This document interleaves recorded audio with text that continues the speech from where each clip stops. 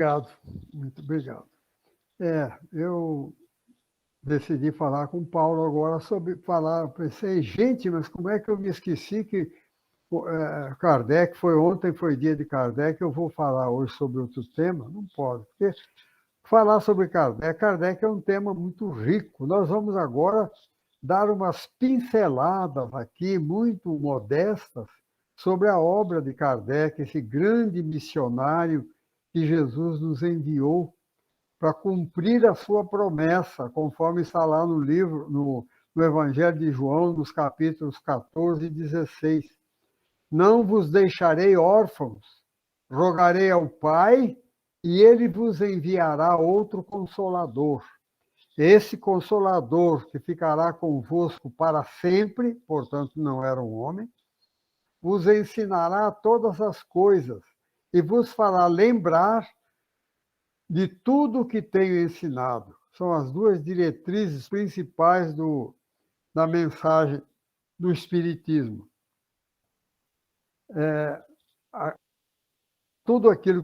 Lembrar tudo aquilo que Jesus tinha ensinado e ensinar outras coisas, né?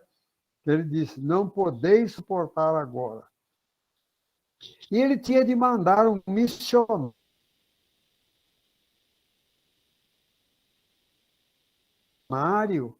para encarnar essa missão, cumprir essa promessa dele.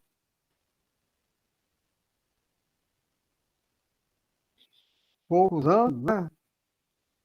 E 50 anos aproximadamente, um pouco menos. Kardec começou antes os estudos da publicação do Livro dos Espíritos. Ele nos mandou, então, esse missionário, Hippolyte Léon Denis Rivail, que era um homem dedicado ao ensino, ao magistério. Veja como é que o mundo espiritual orienta.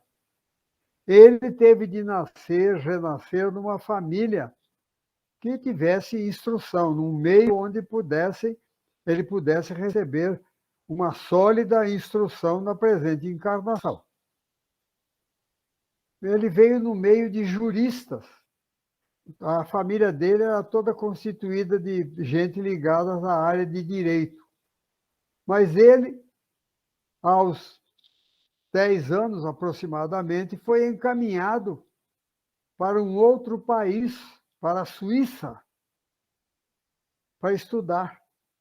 Por quê? Vejam como a espiritualidade age. Mesmo que o espírito que se reencarna seja um espírito de alta evolução, mas ele tem de encontrar também um meio em que ele possa desenvolver aqui na Terra, já desde a infância, desde os tempos de juventude, amadurecer essas ideias. Porque se nascer num meio ignorante, ele só vai conseguir mais tarde.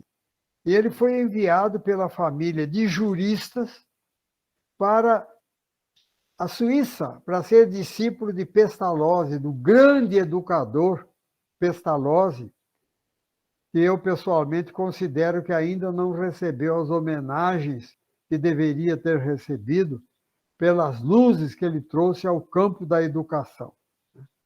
Aí a palestra sobre Pestalozzi seria uma outra palestra.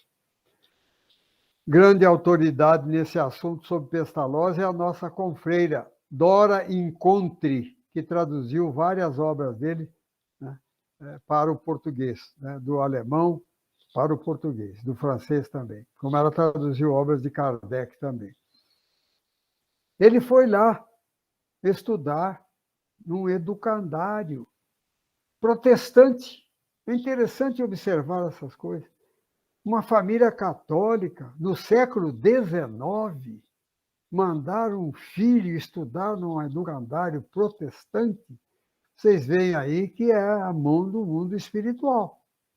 Porque mesmo nos meus tempos, né, que nasci já no século XX, há muito tempo, né, mas no século XX, havia uma rejeição assim da religião católica por outras religiões. Por exemplo, eu estudei num colégio lá no estado de São Paulo, um colégio protestante, por sinal, irmão do Gramby, aqui de Juiz de Fora. porque eu era espírita, e os espíritas, de um modo geral, como não tinha colégio espírita, fui num colégio protestante, porque não faziam aquela pressão que os colégios católicos fazem, de obrigatoriedade de ir à missa, aquela coisa toda e tal e tal. Mas ele foi para um colégio protestante, agora calcule isso há 100 e tantos anos atrás. E lá ele seguiu o mestre Pestalozzi, se tornou professor, aprendeu o alemão, alemão que ele falara em encarnações passadas, porque ele foi João Rus, aquele padre que morreu queimado na fogueira, né? Porque não se insurgiu contra uma série de coisas do Vaticano. E lá ele seguiu, não foi seguir, estudar direito, nada, ele foi estudar, se tornar um professor, um pedagogo. E retornou à França por volta dos 20 anos, já formado, e professor, começou a dar aulas, a trabalhar. Agora, não há notícia de que ele fosse um homem religioso, voltado à religião, fosse frequentador de missa ou de culto protestante. Mas ele teve oportunidade lá de estudar a Bíblia, notadamente o Novo Testamento. Por quê? Porque o Novo, se ele ficasse lá na cidade dele, em Lyon, onde ele reencarnou, ele iria ser encaminhado para o catolicismo, que não punha nas mãos dos seus fiéis a Bíblia, o Novo Testamento. Mas os protestantes sempre usaram o Novo Testamento. E lá ele pôde, então, estudar o Novo Testamento, conhecer Jesus não na visão dos teólogos modernos, mas conhecer Jesus na sua legitimidade do relato dos evangelistas e de Paulo também, através dos missivistas, né, que escreveram as cartas. E ele viu o abismo imenso que se cavara entre os ensinamentos práticos de Jesus para a vida, para o lar, para o trabalho, para a rua, etc., com aquela versão que era dada pelo catolicismo romano na época, que, contrariamente aos ensinos de Jesus, ao invés de ser uma religião para a vida, se tornara uma religião para o templo, para o templo. Os ensinamentos que a criatura recebia da mensagem cristã através do catolicismo romano estavam completamente distantes dos ensinamentos originais de Jesus. Nós não estamos fazendo críticas, meus irmãos e minhas irmãs, mas é necessário que nós atentemos para a realidade. É a vigorosa mensagem de Jesus, dirigida à vida, ao lar, ao trabalho, enfim, a vida em sociedade, se transformara numa reunião interna de um templo, onde a criatura se punha em adoração a Deus e não tinha grandes estímulos para a convivência humana. O lar não era valorizado como foi valorizado por Jesus. Então, a grande missão de Kardec não foi trazer verdades novas, não. Foi desentranhar do Novo Testamento esses ensinamentos que a doutrina espírita popularizou e populariza. Querem prova disso? A mediunidade está lá no Novo Testamento. Comunicação dos espíritos, etc. A reencarnação está lá no Novo Testamento. Enfim, a comunicação, a presença, a atuação do mundo espiritual, do mundo físico, está lá no Novo Testamento. Veja que Kardec destinou a terceira parte do Livro dos Espíritos, tirando os ensinamentos de Jesus do Novo Testamento, de dentro do templo, ele jogando a vida. A terceira parte do Livro dos Espíritos, que nós daríamos aqui, daria para estudar um ano o Livro dos Espíritos, né? Em uma reunião por semana, para dar uma chegadinha no Livro dos Espíritos. Mas a terceira parte, por exemplo, é uma parte notável. Só por essa terceira parte do Livro dos Espíritos, o Espiritismo teria deixado, a mensagem de Kardec teria deixado um marco luminoso na humanidade por reviver os ensinamentos de Jesus que estavam lá no Novo Testamento. Mas ficaram guardados no templo. Veja bem, na terceira parte do Livro dos Espíritos, as chamadas leis morais, Kardec conversa com os espíritos sobre a influência do Evangelho na vida. Nós temos lá, por exemplo, a lei do trabalho. Lei do trabalho. Falando, chamando a atenção do homem pela exploração do homem, incorre em responsabilidade pesada perante Deus aquele que, usando do seu poder, impõe excessivo trabalho aos que lhe são subordinados. Primeira mensagem no setor cristão que se levantou em favor do trabalhador foi Kardec. Não para nós nos orgulharmos, não para nós estudarmos e procurar segui-lo, mas a verdade é essa. 1860, que eu me refiro sempre à edição definitiva do Livro dos Espíritos, que é 1860. 1857, Kardec publicou 501 perguntas e respostas que ele fizera aos espíritos. Levou para casa, publicou, levou para casa e foi dialogar com médiuns até de outros países para compilar essa edição que nós conhecemos do Livro dos Espíritos, que é de 1860. Mas ali ele tem lá, então voltando a falar, a lei do trabalho. Ele fala, incorre responsabilidade pesada perante Deus, responde os espíritos, aqueles que, usando do seu poder econômico, impõem excessivo trabalho aos que lhes são subalternos. E por aí ele faz todo um estudo sobre o trabalho, que daria uma palestra aqui. Mas ele deixa esse alertamento.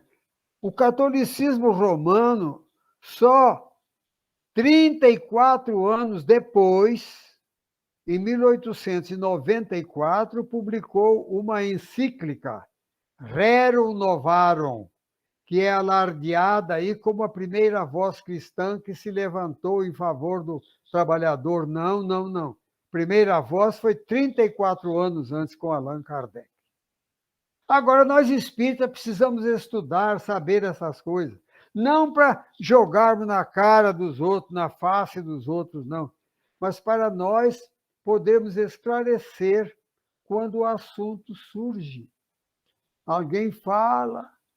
Eu tive a oportunidade de falar muitas vezes isso, porque na Universidade Federal de Juiz de Fora há um departamento de ciência da religião, que até a minha época, eu fiquei 25 anos lá, não se estudava espiritismo entre as religiões cristãs. Eu tive 2 intervenções lá.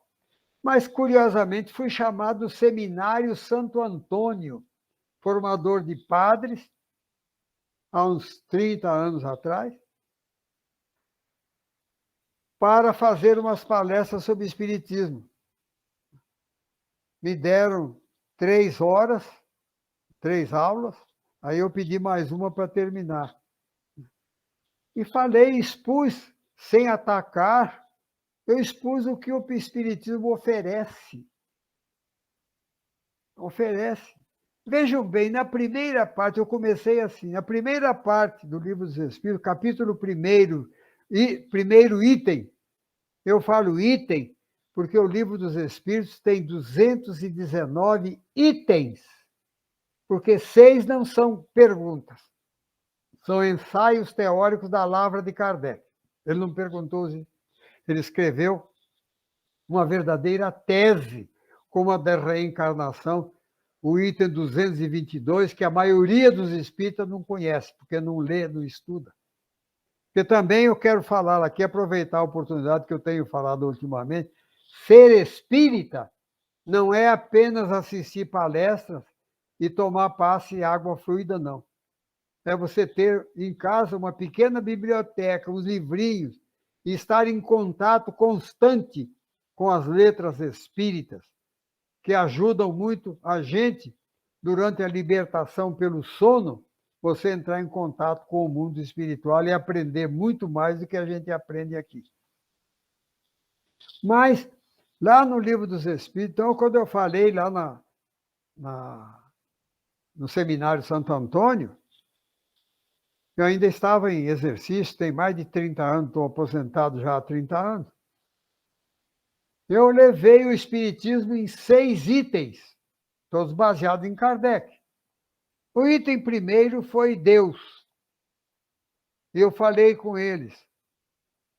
Alguns já me perguntam assim, vocês acreditam em Deus, né? Como quer dizer, vocês são um povo tão diferente e tal, vocês acreditam? Eu falei, não, acreditamos sim. Só que a nossa visão de Deus é um pouquinho diferente. Então eu levei a primeira pergunta do Livro dos Espíritos, Kardec perguntando aos Espíritos, o que é Deus? E os Espíritos responderam, inteligência suprema, causa primeira de todas as coisas.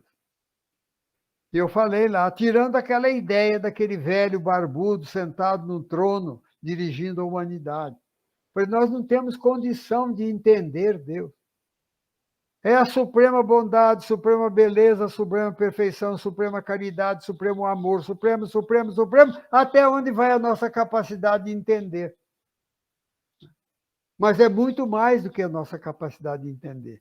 Nós, para falarmos sobre Deus, ainda que você pegue uma criança de 2 anos e pouco que já sabe falar, que não sabe definir o pai dela, ela define melhor o pai dela do que nós definimos Deus. Sabemos o que é Deus, não? Sabemos, sim. É uma fonte de amor, de bondade, de sabedoria, de perfeição, de justiça, de tudo, até onde vai a nossa capacidade de ideação. Então, falei com eles. Falei, Kardec entendia, porque ele também estudava astronomia e ele entendia. A Via Láctea, por exemplo, eu desenhei no quadro, fiz um risco. Falei, suponha que isso aqui seja a Via Láctea. Esse risco aqui é uma viagem que nós faríamos através da Via Láctea. Se tivéssemos começado a viagem há 2000 anos, quando nasceu Jesus, nós teríamos feito apenas 50 da viagem. Então, não cabe na nossa cabeça. Então, nós não vamos definir Deus, vamos procurar sentir Deus. É isso que o Espiritismo nos leva, a não ficar fazendo discussões teológicas. E aí vem o Espiritismo e mostra, com Galileu, porque até Galileu, ele não foi queimado porque ele engoliu a verdade que ele falou, que a Terra girava em torno do Sol, e não ao contrário. Kardec já não precisou fazer essa discussão, a astronomia tinha adiantado, o cristianismo oficial já tinha aceito e tal, mas ainda se o pensamento científico ligado às religiões ditas cristãs tinha assimilado alguma coisa da astronomia, a parte religiosa ainda estava com aquela ideia do Deus sentado num trono lá, julgando vivos e mortos, conforme está até na própria teologia protestante, que no dia do juízo final, Deus vai julgar vivos e mortos, etc. e tal, e tal. Então, o Espiritismo veio destruir o inferno. O inferno. E nós, espíritas, precisamos ter consciência disso, do valor da doutrina que nos ilumina os caminhos, graças a Kardec. E lá, No livro Céu e Inferno, você vê perfeitamente estudado isso por Kardec, que foi só inventado o purgatório no século VI, aliviando um pouco aquele fogo do inferno. Mas eu cheguei a conhecer na minha juventude, não na infância, já juventude. Eu sou paulista de nascimento, sou mineiro adotivo, né? Mas estou aqui desde 1950. Aí vocês vão perguntar, com quantos anos você veio? Vão querer saber da minha idade, né? Eu estou com 95 anos, viu? Vim para cá em 50. Mas a verdade é que tinha uma igreja numa cidade próxima à minha cidade onde eu fui criado, que eu também não nasci nessa cidade. Na entrada da igreja, aquele corredor que vai da escadaria até a nave principal, havia duas figuras pintadas nas paredes laterais. Uma era o céu, anjinhos voando, etc. e tal, criaturas com auréola na cabeça.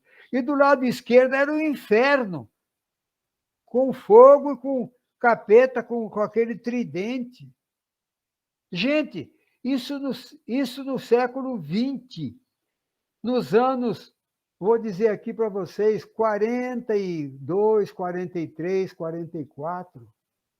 Agora calcula, o Espiritismo já estava com quase 100 anos. O que Kardec enfrentou na época, a mentalidade que ele enfrentou. Ele só não foi queimado, não foi perseguido, espancado, preso, etc., porque ele foi para Paris.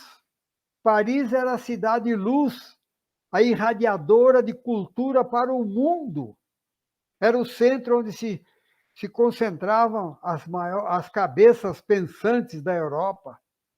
E lá ele foi enfrentar essas cabeças pensantes que pensavam dentro do bitolamento católico romano ou então protestante.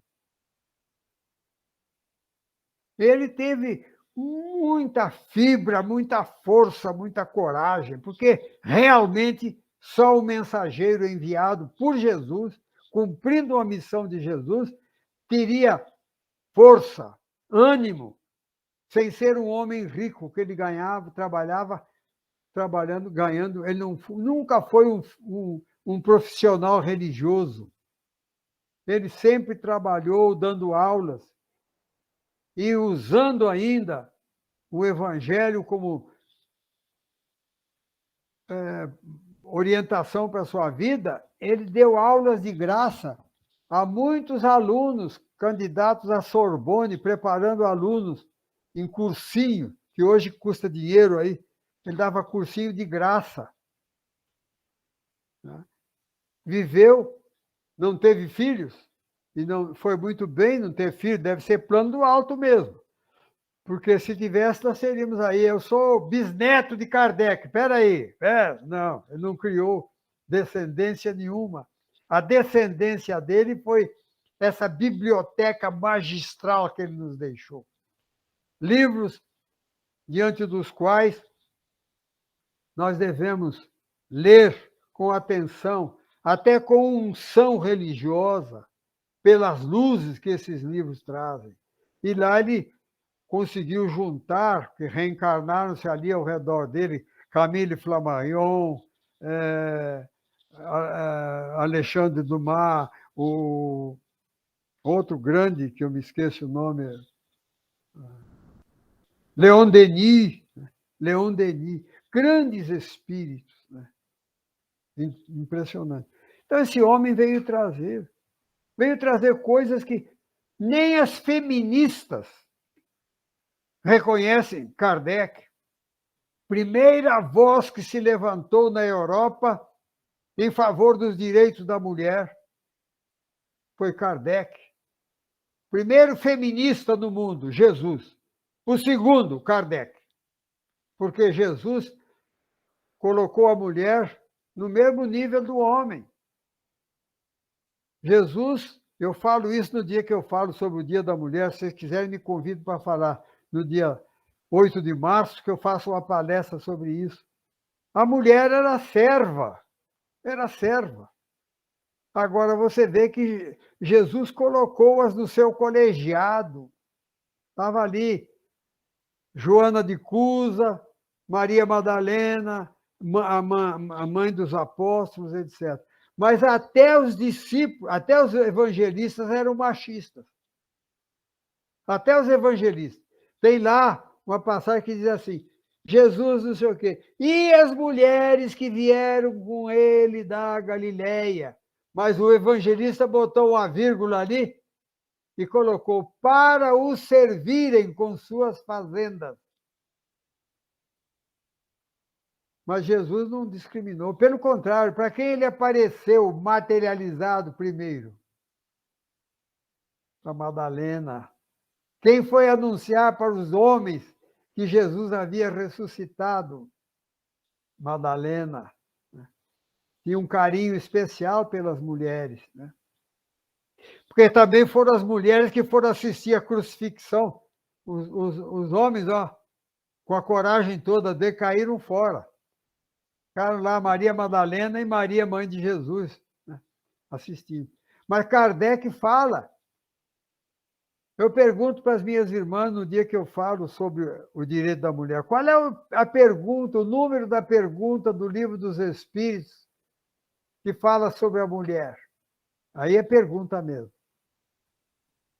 O auditório fica todo calado. Alguma, talvez, no ano que, agora nesse ano, quando eu for falar, se já houver, alguma vai levantar a mão lá, porque já me ouviu falar. Item 217. São iguais perante Deus o homem e a mulher e têm os mesmos direitos? E Kardec e os espíritos respondem a Kardec. Ele não perguntou para a ilustração dele, claro, ele queria, com a humildade, com a consciência que ele tinha de missionário, ele dava a palavra aos espíritos. Muitas daquelas perguntas ele já sabia a resposta. O espírito da envergadura de Kardec, ele fazia humildemente aquelas... Nós temos de reconhecer isso, a humildade que ele teve de fazer as perguntas que nós faríamos.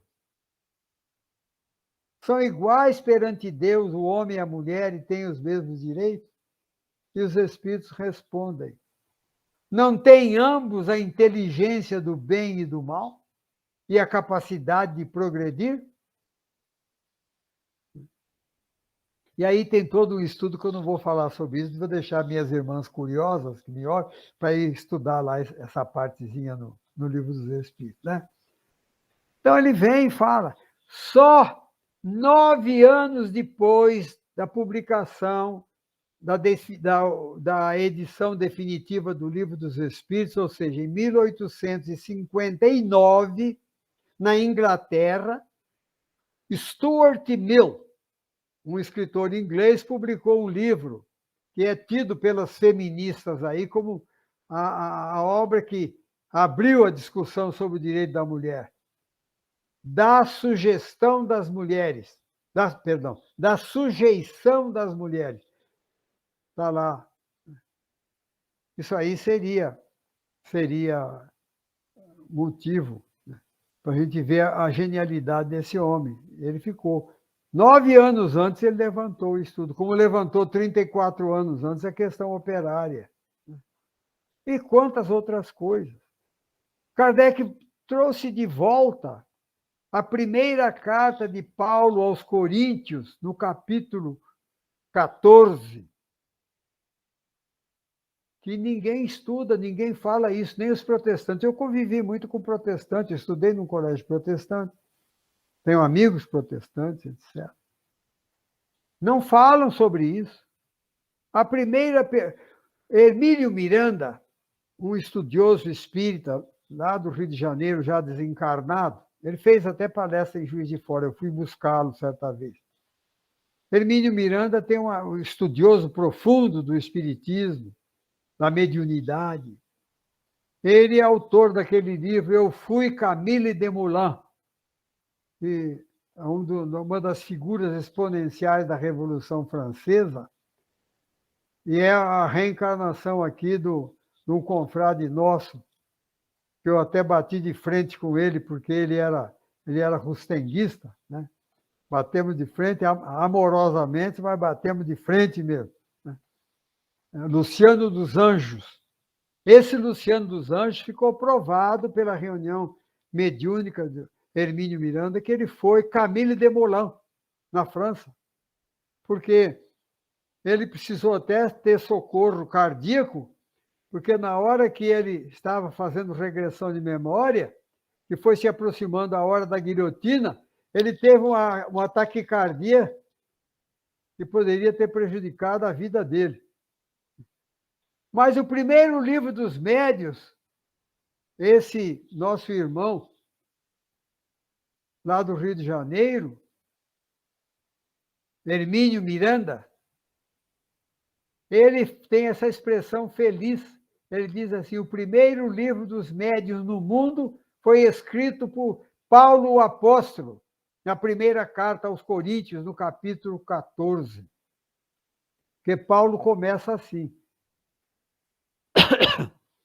buscai a caridade, procurai com zelo desenvolver os dons, sobretudo o dom de profetizar. O que é o dom de profetizar? É o exercício mediúnico. E aí, no capítulo 14 da primeira carta de Paulo aos Coríntios, ele dá toda a instrução para organização de uma reunião mediúnica. Está lá no Novo Testamento, foi Kardec que resgatou isso de lá. Porque até Kardec não se falava nisso. Hoje já tem uns protestantes aí estudando e tal, falam do profeta, da profecia, mas não falavam nada. E lá, nessa primeira carta de Paulo aos Coríntios, no capítulo 14, você tem orientação até do tipo de mediunidade, do dirigente da reunião mediúnica. Eu não vou entrar em detalhes aqui, porque não é o objetivo da nossa reunião hoje. Está lá. Mas quem resgatou isso do Novo Testamento? Foi Kardec. Quer ver outra? Seguinte. Falei capítulo 14. Capítulo 15 da primeira carta aos Coríntios. A ressurreição dos mortos. Está lá, Paulo perguntando: se não há ressurreição dos mortos, com que corpo ressuscitaremos? E aí ele faz um estudo sobre o corpo espiritual, que é um dos pontos altos do estudo do Espiritismo sobre a imortalidade da alma. Porque as religiões cristãs falam em imortalidade da alma. Minha alma, como se fosse uma coisa que estivesse do meu lado. Quando eu morrer, ela vai para aí, vai para o céu, vai para o inferno, vai para o céu. Não é ela, não sou eu. Ninguém tem alma. Nós somos almas. Temos um corpo físico e um corpo espiritual, conforme está no Novo Testamento. Kardec foi resgatar isso lá através dos diálogos dele com os espíritos, porque ele conhecia profundamente o Novo Testamento. Era um teólogo, embora não fosse oficialmente teólogo, né? Mas está lá, corpo espiritual, negando a ressurreição da carne, que Paulo nega, está lá no versículo 50 da primeira carta de Paulo aos Coríntios, capítulo 15, versículo 50. A carne e o sangue não podem herdar o reino de Deus, porque a corrupção não herda a incorrupção. E ele fala: com que corpo ressuscitaremos? E ele diz: existe corpo terrestre, existe corpo celeste. Semeia-se corpo em corrupção, ressuscita corpo em incorrupção. Isso aí nós só temos conhecimento disso, minhas irmãs e meus irmãos. Alertamento para escavar o Novo Testamento e buscar lá essas verdades é através de Kardec. Não tenha dúvida. Agora, tinha que ter muita coragem naquele tempo para publicar o Livro dos Espíritos, porque naquele tempo um homem para ser apedrejado ou jogar tomate e ovo na rua não custava, não. Pouco tempo antes, o inventor do guarda-chuva recebeu muito tomate, muito ovo, até pedrada na rua, porque saiu com essa coisa estranha. E simplesmente tinha inventado o guarda-chuva para se proteger da chuva. E outras coisas que a gente sabe, a limitação das criaturas daquele tempo. Eu fico impressionado com a coragem de Kardec, necessitando de ganhar a vida como professor. Agora, ele tinha tanta competência que ele não foi posto na rua. Mas poderia perder o emprego, perder a oportunidade de trabalho. Ele também se destacou como escritor. Há mais de 10 obras publicadas com o nome dele, Hippolyte Léon Denisard Rivai. Alguns desses livros foram traduzidos também pela nossa Patrícia aí, Dora Encontre, que conhece profundamente a obra de Kardec. Então, ele vivia das aulas que ele dava e dos livros que ele vendia. Agora, não vendeu nunca a obra espírita. Ele doou por escritura pública, como o Chico também fez, mesma coisa. Eu tive a oportunidade de visitar o lugar para onde foram transladados os restos mortais de Kardec no cemitério Père-Lachaise, em Paris. Porque quando ele desencarnou, foi sepultado num cemitério. Lá tem até aquele célebre discurso de Flammarion, à beira do túmulo, etc. 3 anos depois, quando inauguraram o cemitério Père-Lachaise, onde estão as grandes figuras da França, né? Levaram para lá, fizeram esse túmulo que todo mundo conhece por fotografia, né? Eu estive lá. O túmulo de Kardec, eu perguntei para o porteiro, onde é que tem um túmulo aqui do Allan Kardec? Ele disse, é o mais florido aqui dessa. Então, olha, o senhor vai ver. E, na verdade, os outros não tinham flores, de Kardec estava florido. Mas não eram flores plantadas, não, eram flores em vaso, colocados ali. E eu perguntei, tinha 2 ou 3 senhoras ali cuidando, tirando as murchas e tal. Eu perguntei a elas, as senhoras são funcionárias daqui do cemitério? Não, não. Eu falei, as senhoras fazem isso por quê? Assim, por amor. Por amor. Eu nem perguntei se era um espírito, nem nada. Mas havia um casal jovem, muito bem vestidos, até negros. Estavam lendo diante do túmulo, Kardec, a uns metros do túmulo, lendo o livro Espírita, em francês. Leram ali, eu fiquei observando.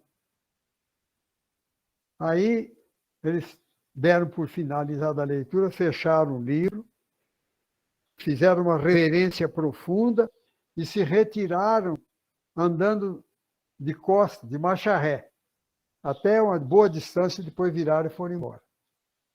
Uma outra surpresa interessante que eu tive, que atrás daquela coluna onde tem a cabeça de Kardec em cima, aquele doma, né?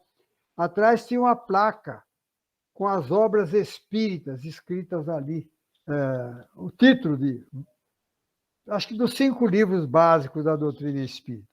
E tinha um jovem lendo ali aquilo. E eu estava lá a fim de pesquisar mesmo, e me dirigi ao jovem e perguntei a ele, você conhece esse homem, coisa e tal? Fiz umas perguntas, ele disse assim, não, eu perdi um irmão jovem como eu.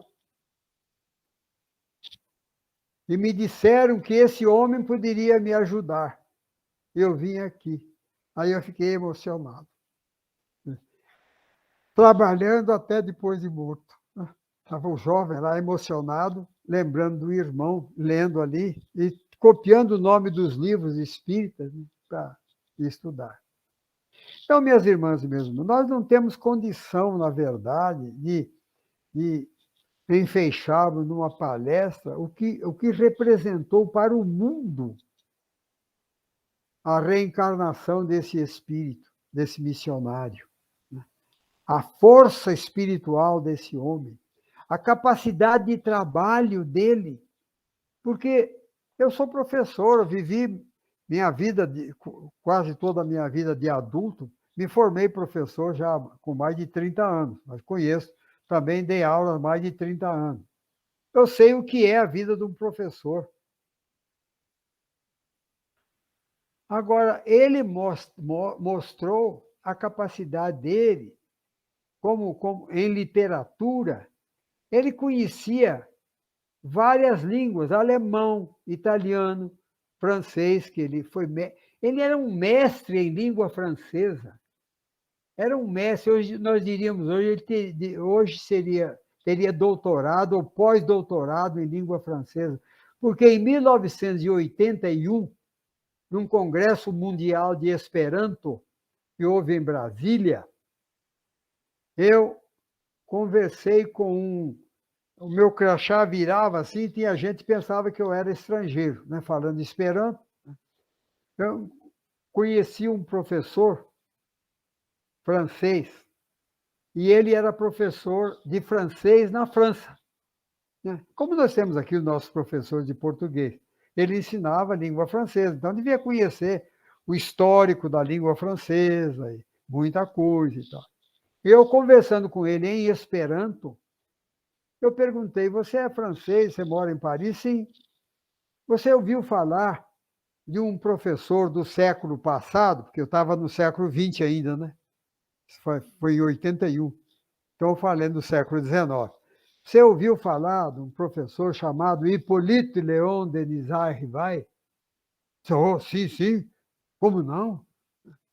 Veja, eu não falei Allan Kardec, falei Hippolyte Léon Denis Rivail. Ele era conhecido entre os clássicos da língua francesa. Ele conhecia francês a fundo, a língua francesa a fundo, como sabia alemão, italiano, espanhol, várias outras línguas. Porque ele se correspondia com milhares de pessoas fora da França, discutindo temas, controlando o uso da mediunidade. E nós vemos que ele não ficou. Podia ter publicado o Livro dos Espíritos sem ter se imortalizado. O Livro dos Espíritos é suficiente para imortalizar qualquer criatura. Mas veja bem que ele deixou o chamado Pentateuco kardeciano. Deixou o Livro dos Médiuns, o Evangelho segundo o Espiritismo. No Evangelho segundo o Espiritismo, ele resgata Jesus como o mestre de fora dos templos, colocando Jesus na rua, no lar, em todo caso. A grande missão de Kardec foi retirar o evangelho de dentro do templo, dos rituais, das solenidades religiosas, das rezas repetidas. Ele, Kardec, por conhecer profundamente os ensinamentos de Jesus, ele tocou naqueles pontos básicos com os espíritos. Que vivesse ele 100 anos, ele teria ainda muita matéria para discutir com os espíritos, mas o que ele deixou já é suficiente para nós arranharmos numa encarnação. Ele resgata o espiritismo, a mensagem cristã fora dos templos. É impressionante isso. Do lar. Porque Jesus nunca usou templo. E ele, por conhecer profundamente a mensagem cristã, ele tinha a oportunidade de perguntar aos espíritos.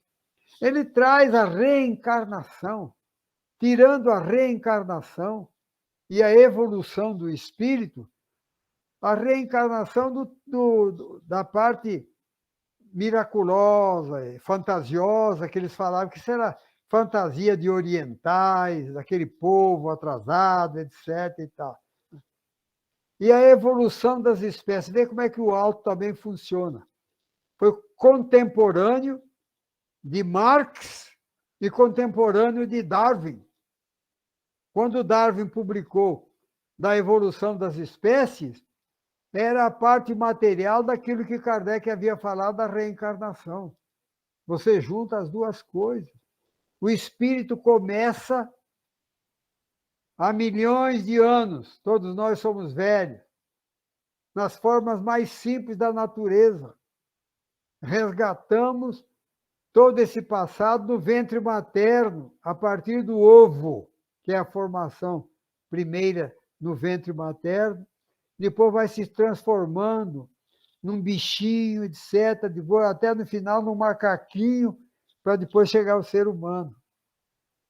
Darwin foi muito ridicularizado por isso, mas acontece que é a única explicação lógica da criação de Deus, porque eu diria, então, e Kardec fala isso lá no item 222 do Livro dos Espíritos, Kardec fala isso muito bem.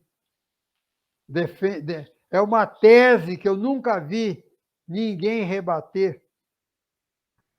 São 11 páginas, ou 12, conforme o tipo da impressão, em que Kardec defende a reencarnação. Resgatou a reencarnação também no Novo Testamento.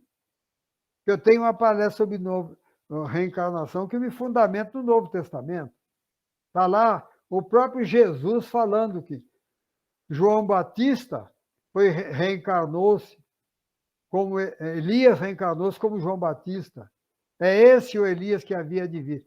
Nem catolicismo, nem protestantismo não aceitava e não aceitam até hoje, mas Kardec resgatou a verdade que está no Novo Testamento sobre a reencarnação. Como outras verdades, né? Mas a verdade é essa. Nós não podemos passar de largo sobre essas coisas, não. Se nós pegarmos só a terceira parte do Livro dos Espíritos, das chamadas leis morais, você vai ver lá.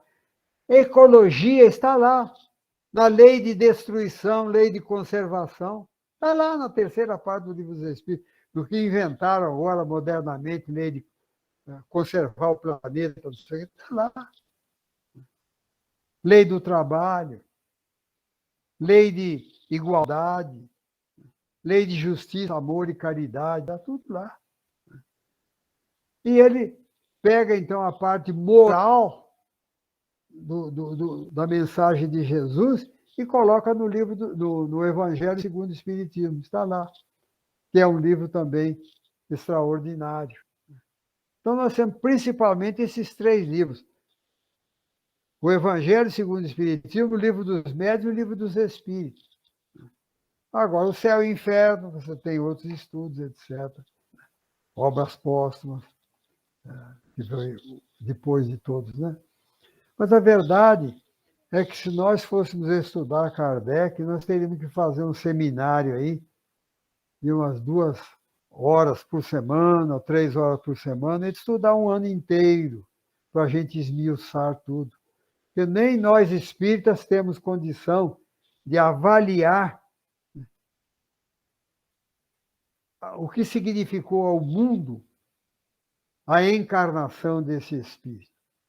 O quanto nós devemos a Kardec.